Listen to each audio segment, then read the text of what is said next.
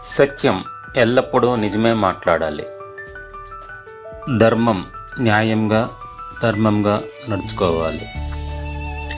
శాంతి ప్రశాంతమైన మనసుతో ఉండాలి. ప్రేమ ప్రతి ఒక్కరిని గౌరవంగా అభిమానంగా ప్రేమతో మాట్లాడాలి.